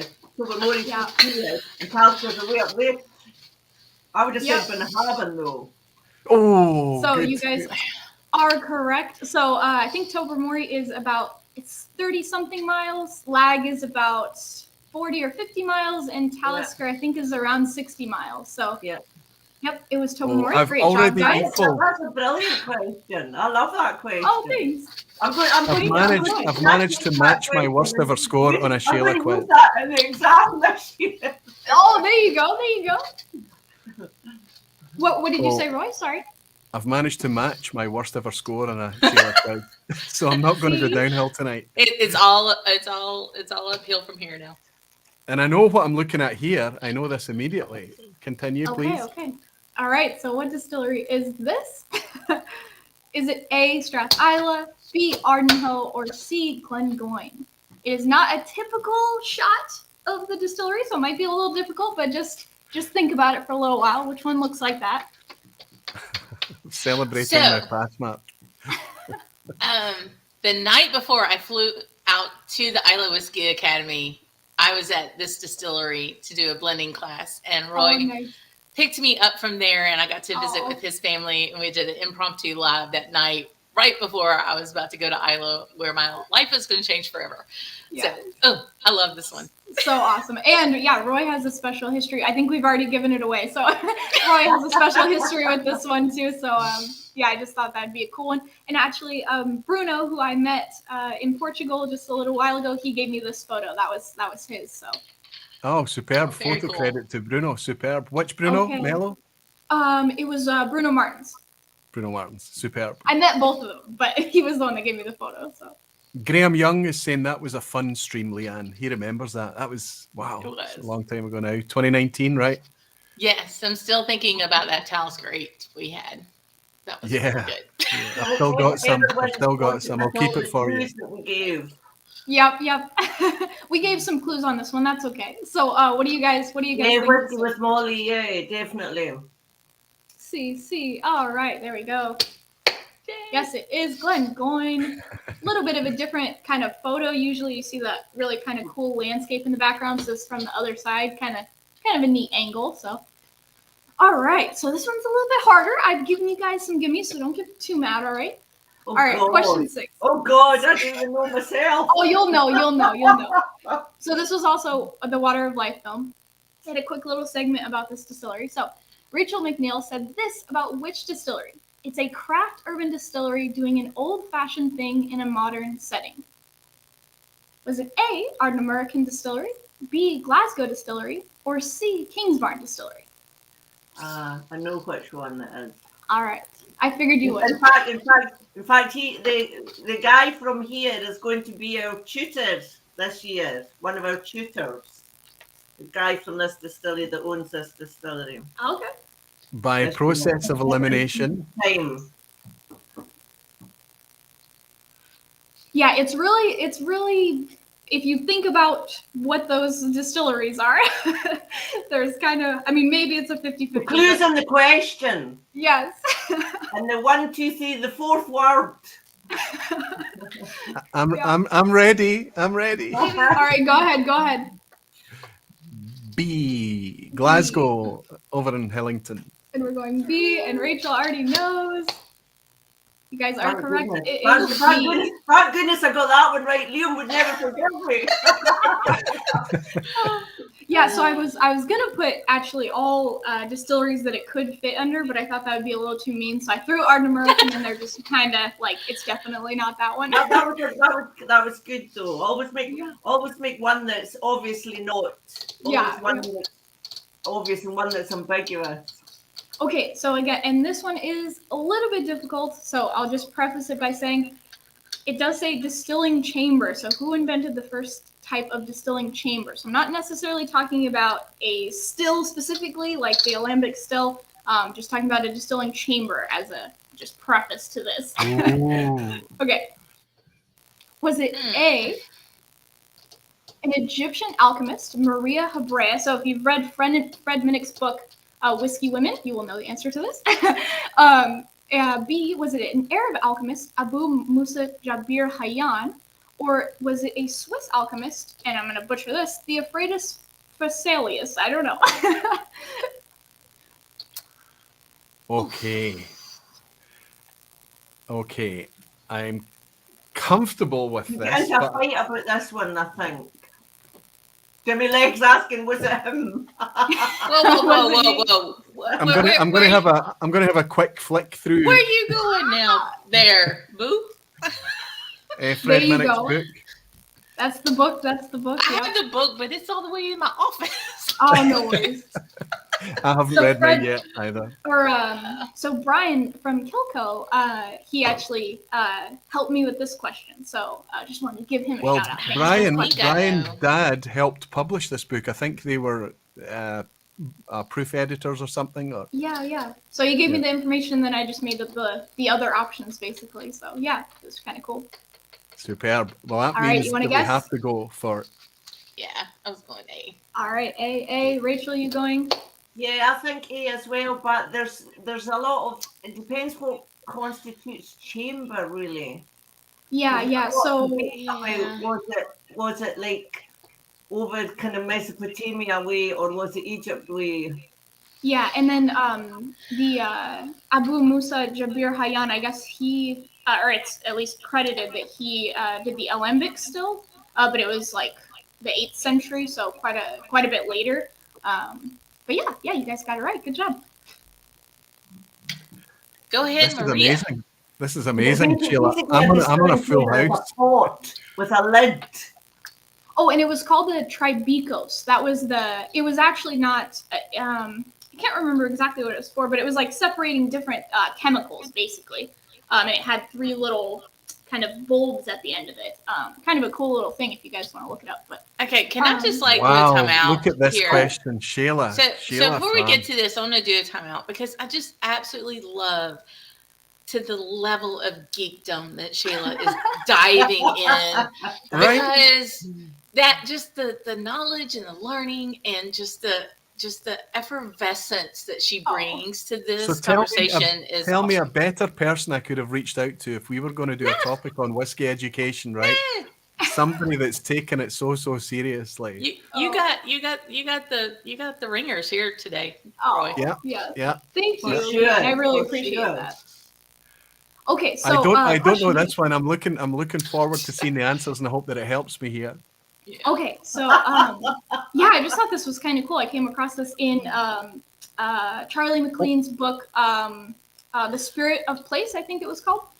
He talked about this, so pretty cool. Okay, so What function does a Morton refrigerator have, Shayla? So basically, it's from what I know. I only looked up a little bit to be honest, but It's like phone a friend. It's basically like before heat exchangers. So I guess they have heat exchangers now, but there is this that was kind of before that. But pretty much everybody just has heat exchangers now. So yeah.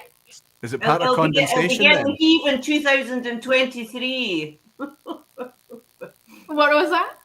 It'll be getting the heave in 2023 when everybody's got to have the boilers and the Oh, right. admin things by 2023. Yes. Okay, so is it Springbank, A, Springbank, B, Edgerdour, or C, Blair Athol? stuck at this one. Okay. I'm going to guess on this one, folks. I'm totally guessing. So my Totally guessing? Okay, go ahead with your guesses. Okay, you're guessing B. oh yeah, I B. was going to say B as well. Okay. Well, you guys Over are the crowd. very good guessers. So you guys are. Yeah, they have Only the because only- of how antiquated Because you Edinburgh always tends go with to your be. first instinct. Because when you double guess yourself, that's when you make. Yeah. You know you go wrong, don't you? Yeah. Absolutely. So I thought that would be. I mean, you kind of figure Springbank probably doesn't have it. They're kind of pretty old-fashioned. They do everything. So I thought that might be a difficult one to throw in there. But you guys knocked it out of the park. Yes.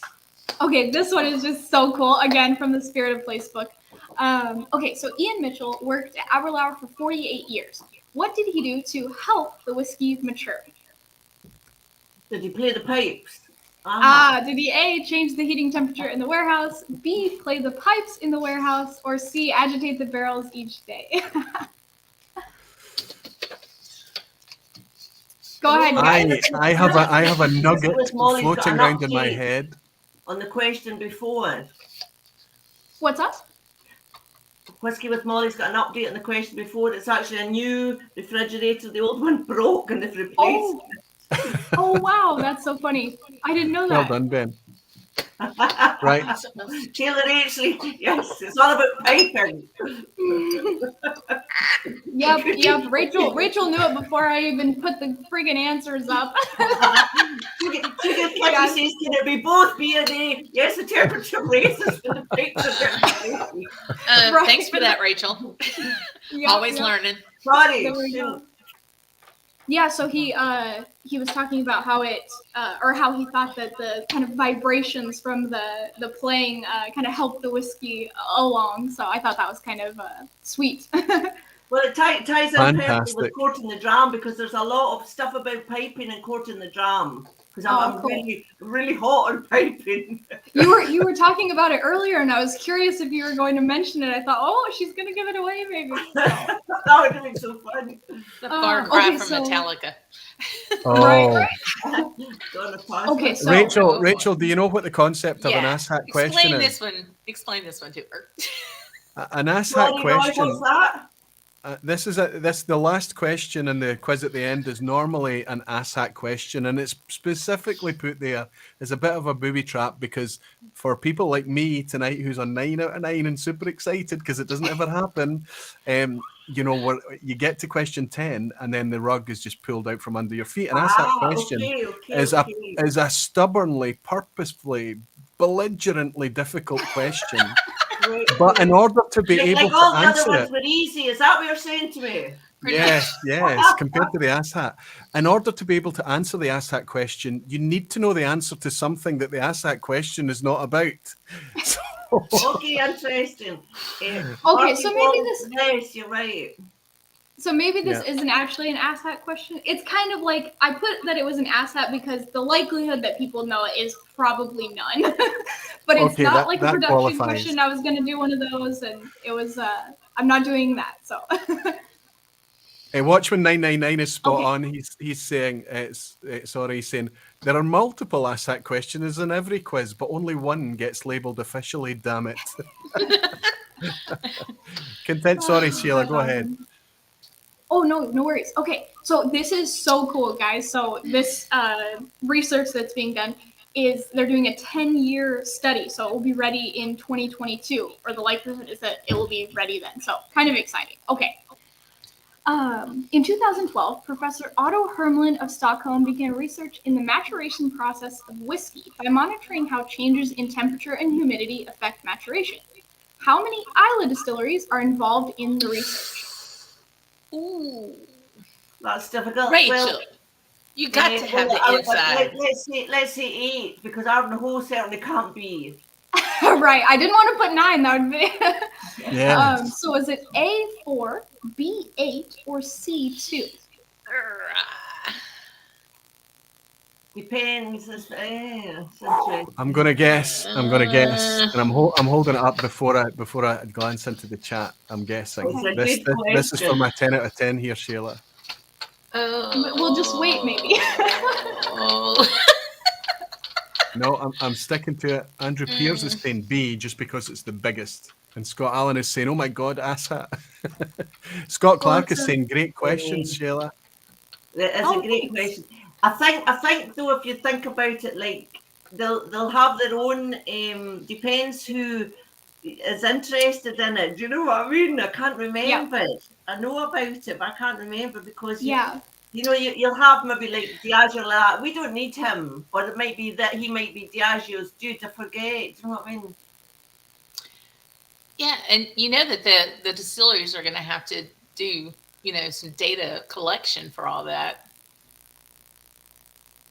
And will all of them do it, or? Remember when Ardbeg put Galileo into space? When was that? 2014, 2013. So it was about the time of this, because I mean that was just like a kind of publicity thing. But they are doing, you know, there are distilleries with the wee monitor stuck in the casks. I can't remember which ones. In that case, I'm going to change my guess now. Yeah. No, I'm going to stick with it. I'm going B. I'm going 8, and I know I'm going to be wrong. Go. So you think all of them? Okay, and I'm you're gonna say A. A. Oh, one of us, Leanne. What do you think, knows? Rachel? I'll say C then. So we're all different. Oh, okay. All right. So it is A. Oh no! Well done, Leon. You can do the quiz every time, friend. I reasoned that surely every distillery would be interested in that research, so they would all open their doors to it. Yeah, Oh but my they're not, goodness. because they're like, half of them will be like that. Oh no, we don't want to be involved in that. We want to do our own research. You know. Yeah, so that's a four hoot. of my them goodness. are involved. So sorry. I was hoping that the 8 would be kind of a clue. I thought like not everybody would want to be involved, so I was hoping. And then 2 is kind of a small sample set for a study, so I was hoping that would help. But sorry, Roy. No, don't apologise, Shayla. Don't apologise at all. Jesse That was a Voisin is great here. question. Awesome Absolutely. Ten out questions. of 10, Andrew Glenn got. Well, Jesse Voisin is joining me. That's how it got me again. It got me too, Jesse. I feel your pain. Taylor actually got a 10 out of 10. Well done. 7 out of 10 for Lindsay Holzman. Black Fen Dalt, 9 out of 10. Almost made it. Alistair Gray on a 10 out of 10. Superb. Hell's Wood, 10 out of 10. Superb, Helen. Well done. Whoa, look at Fantastic. that. Andrew Stevie, Butler. good for the- Andrew Butler the again audience scored a tomorrow. 10 out of 10. Who else? 10 out of 10 for Peathead Frank. He's saying yes, he's celebrating. Graham Fraser is celebrating a 10 out of 10 as well. Alan Glenn, 10 out of 10. Stewie Baby. Molasses Mike. My very first 10 out of 10 was on a Shayla quiz. I take back everything I said.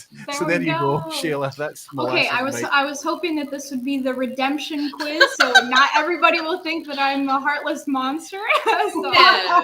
No, indeed.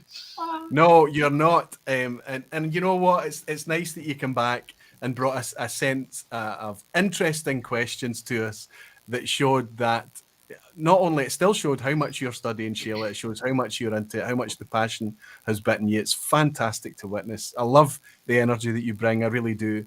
Yeah. And it was nice that you were able to bring something that didn't have the lounge groaning in misery. Most of us got very, very high scores tonight, and Quite Steve a few Atkinson 10 is out of asking 10s, if yeah. 10 is good. I'm very surprised how they knew stuff about what I said in the film. So that's very impressive. Well, Yeah. I absolutely. There's Scotch on the Bayou is celebrating a 10 as well. I don't know who that is, but congratulations, whoever you are. I'll flip you a 20 later, Shayla.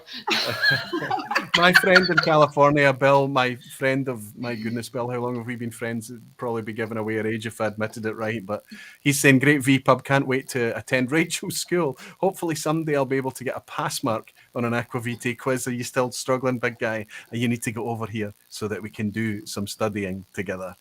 Absolutely superb. Listen, can I raise this wee glass to all three of you for the energy, the smiles, the passion that you bring, for your endless pursuit of this thing that we hold in the glass together, but also the way that you've found so many varied and different ways to share it.